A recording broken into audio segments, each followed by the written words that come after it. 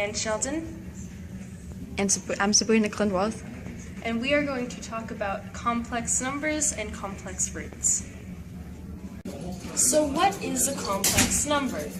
Well, it's represented by the equation a plus bi. And basically what it is a real number plus an imaginary number. These are used to help solve various equations. So what is an imaginary number? Well, an imaginary number is represented by the variable I, and I is equal to the square root of -1. I squared is equal to -1, I to the third is equal to -I, and I to the fourth is 1. Now why this is, for example, I to the fourth is the square root of -1, excuse me, times the square root of -1 is -1, and then you multiply that again by -1, and that gets you 1. This is shown in the graph to the right, as you can see, where it shows the transitions throughout the graph as I changes through each power. Now we're going to learn about what a complex conjugate is. And basically what it's used for is to reduce fractions if the complex number is on the bottom, as you can see here.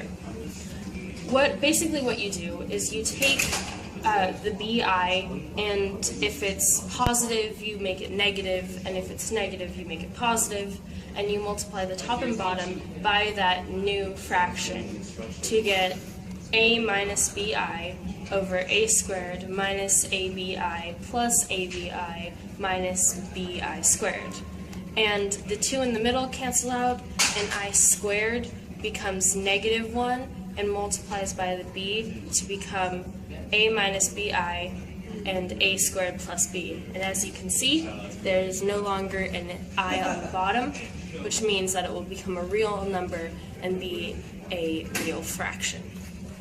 So this example is about simplifying a root. We didn't explain how to simplify a root because it's relatively simple as long as you already know how to simplify a regular square root. Now in the example here we have the square root of -63. That can be simplified into -1 times 9 times 7. Now you can square root the -1 and the 9 to become 3i outside of the square root, and then you get 3i square root of 7. Okay, now you try. Pause the video after this to try to solve this problem, and then we'll show you the answer after you unpause the video. So you should try to solve 3 plus 4i over -7 plus I. Have fun! So now we're going to show you how you should have been able to solve this problem. Once again, we have 3 plus 4i over -7 plus I.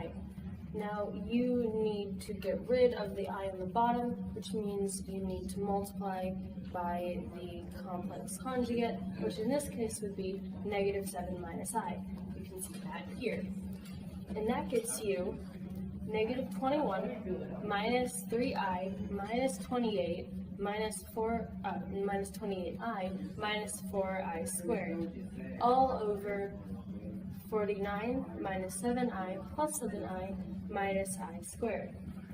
Now you need to simplify, which means that you need to take all of the ones that are I squared and make them into -1, multiplying them by either the -4 or the negative, which would give you +4 and +1.